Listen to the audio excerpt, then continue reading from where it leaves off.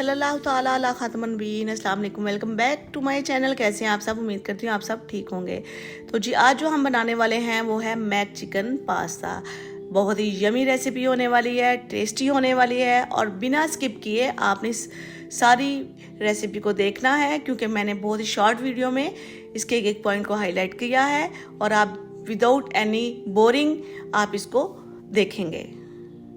तो चलिए स्टार्ट करते हैं। बिस्मिल्लाहिर्रहमानिर्रहीम। इसके लिए मैंने एक पैन में थोड़ा सा ऑयल डाला है और इसमें डाले हैं चॉप किए हुए गार्लिक। ये थोड़े से गार्लिक है, 3 से 4 जबे मैंने लिए हैं इसको और उनको हमने बारीक बारीक काट लिया था और उनको हम लाइट ब्राउन करेंगे ताकि इनमें कच्चापन ना रहे। तो जब ये लाइट ब्राउन हो जाए देन हम इसमें ऐड करेंगे 200 ग्राम क्यूब्स में कटा हुआ चिकन। और चिकन को हम इतना पकाएंगे कि ये बिल्कुल वाइट हो जाए, इसका कलर चेंज हो जाए। जब चिकन का कलर चेंज हो जाएगा तो देन हम इसमें ऐड करेंगे टोमेटो पेस्ट। जो मैंने 4 टोमेटो लेके उनका पेस्ट बना लिया था।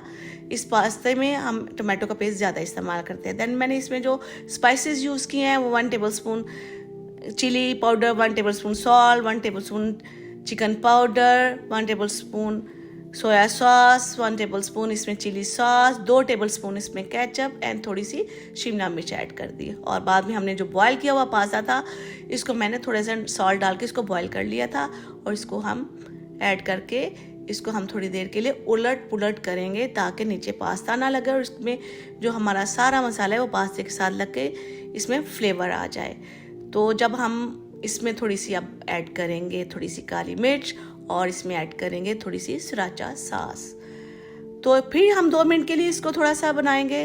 देन हम इसमें ऐड करेंगे 1 कप दूध में, जिसमें मैंने 2 टेबलस्पून जो है क्रीम डाली हुई थी, उसको हम डाल के इस पास्ता को फिर हिलाएंगे ताकि ये बिल्कुल भी नीचे से ना लग ना जाए और हमारा जो है फ्लेवर वो बिल्कुल फ्रेश लगे। फिर हम इसमें mozzarella cheese and cheddar cheese mix करके क्रश की हुई थी इसको हमने डाल दिया और हम ये इस पास्ता को इतनी देर हिलाएंगे और पकाएंगे कि जब तक कि ये हमारी चीज़ मेल्ट नहीं हो जाती। तो चीज़ जब मेल्ट हो जाएगी तो देन ये रेडी होगी डिश आउट करने के लिए। तो लिहाजा ये हमारी रेडी है। अब हम इसको अब डिश आउट करेंगे। तो ये जी दिखने में तो बहुत ही यमी और बहुत ही फ्लेवरफुल लग रहा है। तो इंशाल्लाह आई होप सो कि ये बहुत ही यमी होगा।